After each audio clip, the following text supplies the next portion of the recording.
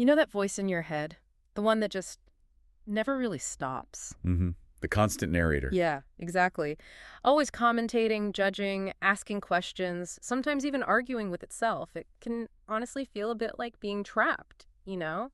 Like you Yeah. can't get away from your own It thoughts. really can. Overwhelming sometimes. So here's a thought. What if that voice, that narrator, what if it isn't actually you? Ah, okay. What if you're the one who's like listening to it? That's a fundamental shift right there. It really is. And that's what we're diving into today. We're exploring Michael Allen Singer's book, The Untethered Soul. It's basically an invitation, isn't it? It is an invitation to go inwards. To find out who we are beyond all that mental noise and maybe find some, real inner peace.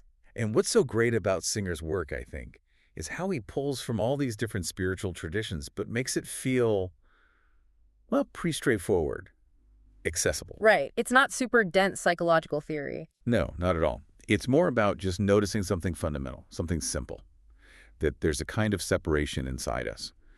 We've looked at a great summary from Reading Graphics and a really insightful blog post from Breath by Breath, and they both highlight this path to awareness. Okay, good. So our mission here is to pull out the really key ideas, the nuggets that can help you listening right now, cut through any confusion and connect with that quieter place inside without getting totally overwhelmed by information. Exactly, those aha moments. Let's jump in then. The core idea. Separating your true self, your awareness, from all that mental static, that voice we mentioned, Yeah. the one observing, judging the traffic, planning dinner, worrying about tomorrow. It just goes on. And it raises that big question, doesn't it? If you're talking to yourself all the time, Yeah. who is the you that's listening? Right. Singer points out, quite rightly, I think, that a lot of this chatter is, well, kind of pointless. Worrying about the weather doesn't change the weather. Sure. It just makes us feel a certain way, usually worse. So the big insight, the game changer, is really internalizing. You are not the voice. You are the one hearing it. That alone feels like it could create some space. Immense space. Suddenly you're not fused with the commentary, you're the audience. Okay, this is where it gets really interesting for us. Singer uses this analogy. He says, imagine the voice is like a neurotic roommate living in your head. Yeah, that's a good one. Can you sort of unpack that? How does thinking about it like a roommate help?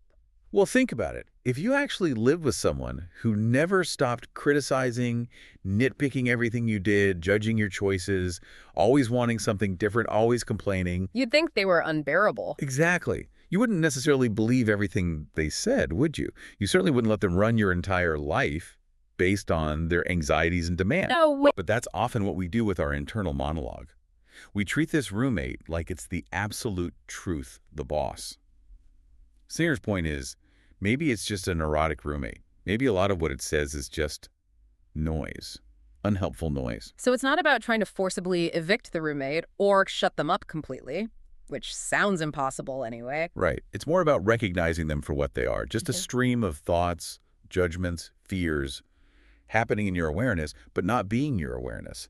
You could start to, just notice them without having to engage with every single comment. Politely ignore the less helpful stuff, maybe. Precisely.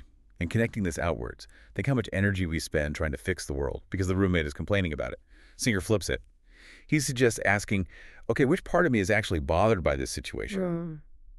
Often the real issue isn't the external thing itself, but our internal reaction to it, fueled by that roommate. This shift comes from inside, by stepping back from that identification, from the roommate's drama. Okay, so if I'm not the voice, not the roommate, then who am I? This leads to that profound question, right? The one Ramana Maharshi asked, who am I? Because when you start looking, you realize, well, I'm not my name.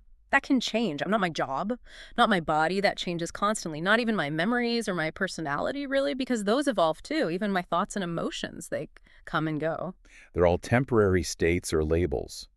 So as you mentally peel back all those layers, the roles, the thoughts, the feelings, the sensations, what's left? Awareness, the feeling of being aware. That's what Singer points to, your conscious awareness, Yeah. the part of you that simply notices all of it. He used the analogy of a lucid dream, you're dreaming, you're aware within the dream. Okay. We can cultivate that in waking life too. Yeah. Observing the thoughts, observing the emotions, observing the world around us without being totally lost in them.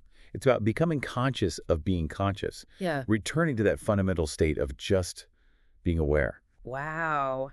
Just think about the kind of clarity, the peace that could bring. Just observing thoughts float by like clouds instead of getting swept up in every storm. It's a practice, of course, but yeah, it's potentially transformative. So that's the mind. Now let's shift gears a bit. The book also talks a lot about internal energy, doesn't it? Yes, absolutely. This idea of an infinite source of energy within us. Different traditions call it different things. Chi, prana, shakti, spirit. Right. And how does that connect to the mind stuff? Well, Singer suggests this energy flows naturally and freely when we're open, relaxed, receptive to whatever life brings. You know that feeling when you're just in the flow? Mm-hmm. That's it. But it gets blocked. Gets stuck when we close down, when we resist experiences we don't like, or when we cling desperately to things we do like, afraid to lose them. Okay, closing down or clinging too tight, both block the flow. Exactly. So the journey, in this sense, is about noticing where we're blocked, where we're holding on or pushing away, and learning to consciously release those knots. That's how we tap back into that deeper wellspring of energy. There's another great analogy that came up in our sources for this, the thorn. Ah, yes, the thorn in the arm. That's powerful. Can you walk us through that one? Imagine you get a thorn stuck deep in your arm. Right. And instead of just dealing with it, pulling it out, which might hurt for a moment, you decide to just live with it. But you structure your whole life around not bumping the thorn. You avoid crowds, you wear specific clothes, maybe you can only sleep on one side. Your entire life becomes constrained, limited, Yeah. all organized around avoiding this one point of pain. You build a whole protective structure around the thorn. So the thorn represents What? our emotional pain, our fears. Exactly. Our unresolved wounds, our insecurities, maybe past traumas, things we don't want to face directly. And the core message is stark.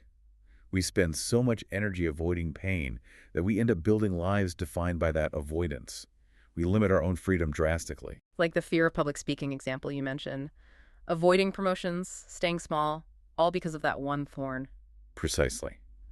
The courageous path, Singer suggests, is being willing to face the discomfort, to feel the pain, to metaphorically, or sometimes literally, remove the thorn. That's where true freedom lies.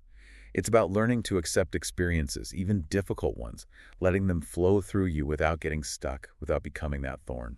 It really makes you think, how much energy do we waste just reacting, swinging back and forth between clinging to pleasure and resisting pain? A huge amount. It's like this constant pendulum swing, and it's exhausting. A more conscious way, more energy-efficient way, is just to notice the reaction starting, oh, I'm starting to close down here, or, wow, I'm really grasping for that outcome. Okay. And then instead of getting swept away by it, you consciously choose to relax around it.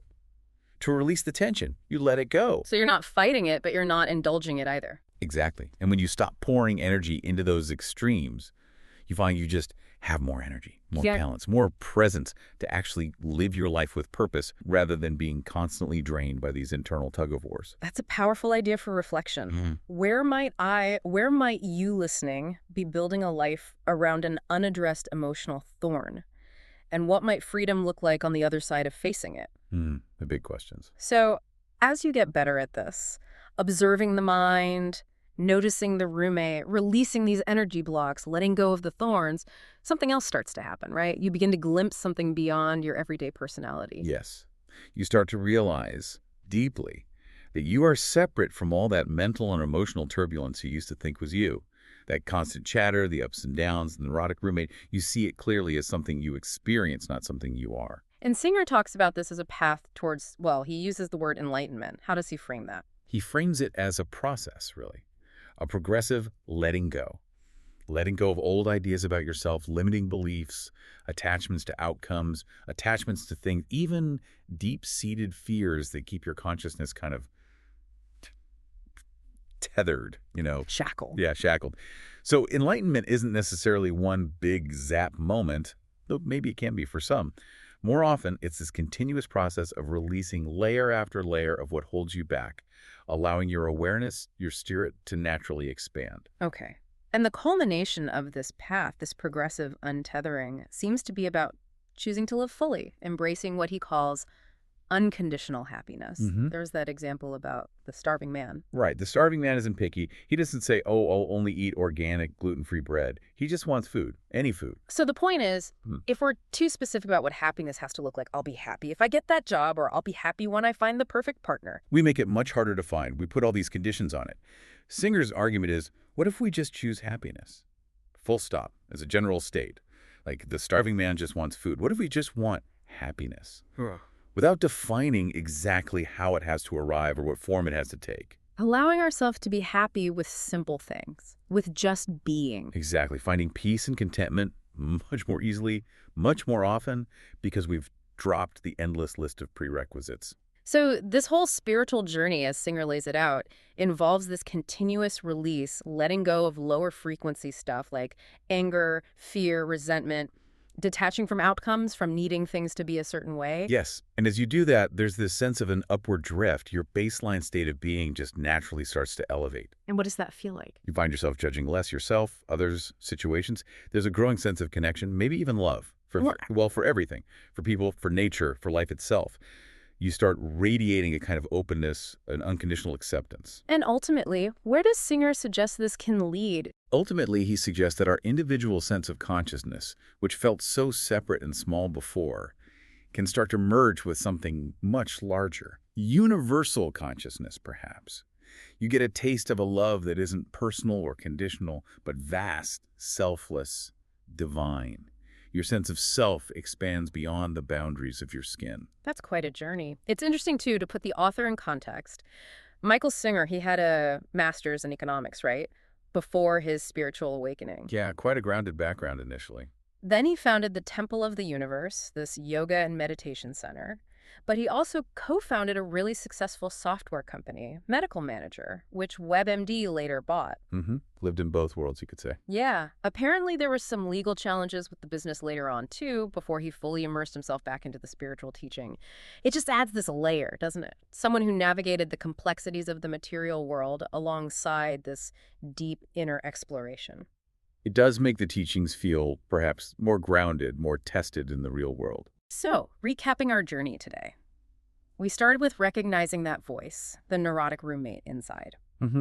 Learning not to identify with it. Then, understanding how we block our own energy by clinging or resisting.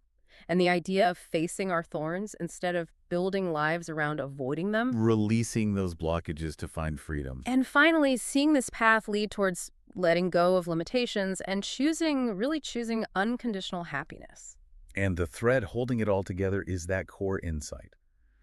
You are not your thoughts, you are not your emotions, you are the awareness behind them, the observer. Just shifting to that perspective, it seems like that's the key that unlocks everything else. It really is. It offers this incredible potential for freedom, for peace, just by watching life unfold without getting totally tangled up in the mind's running commentary. So this deep dive really highlights that true freedom. It's not about controlling everything outside of us. It's not even really about silencing the mind. No, it's about untethering ourselves from the inner turmoil, the inner drama. So a final thought for you listening.